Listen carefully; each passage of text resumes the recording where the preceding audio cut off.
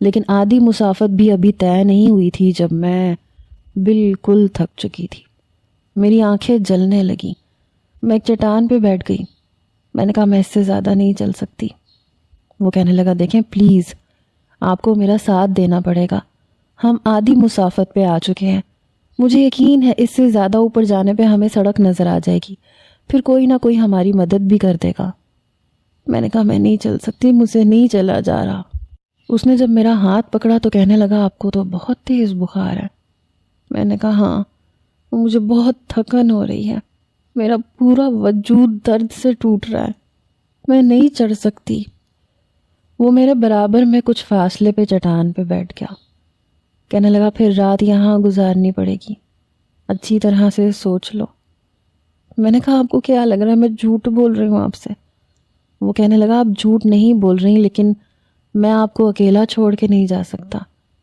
میں نے کہا آپ بیٹھ نہیں سکتے، میں آپ کو کوئی تکلیف تو نہیں دے رہی۔ میں ٹیک لگا کے آنکھیں بند کر چکی تھی۔ میرا جی چاہ رہا تھا اسی چٹان پہ لیٹ کے سو جاؤں۔ شاید وہ میری کیفیت کو سمجھ گیا تھا۔ اپنا بیگ اس نے ایک طرف رکھا، کہنے لگا یہاں سر رکھ کے لیٹ جائیں۔ میں نے کہا میرے پاس بھی بیگ موجود ہے۔ میں نے اپنے بیگ پہ سر رکھا اور آنکھیں بند کر کے لیٹ گئی۔ جس چٹان پہ ہم بیٹھے تھے وہ کافی بڑی تھی۔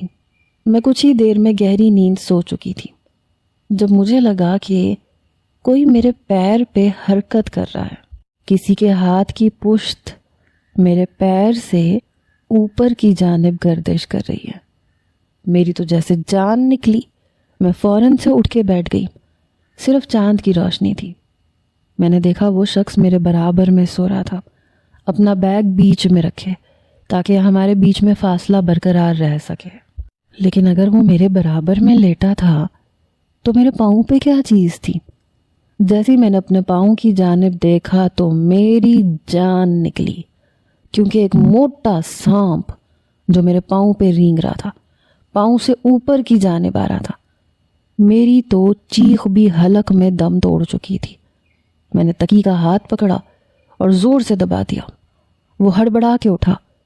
اس نے میری طرف دیکھا تو میری خوف سے جان نکلی ہوئی تھی۔ کہنے لگا کیا ہوا؟ میرے منہ سے لفظ ادا نہیں ہو رہے تھے۔ سانپ، بمشکل میرے منہ سے یہ ادا ہوا۔ وہ فوراً اٹھ کے بیٹھ گیا۔ اس نے میرے پیر کی جانب دیکھا۔ سانپ میری پنڈلی سے اوپر کی جانب آ چکا تھا۔ میں نہیں جانتی کب اور کیسے، لیکن اس نے 1 منٹ کی تاخیر نہیں کی۔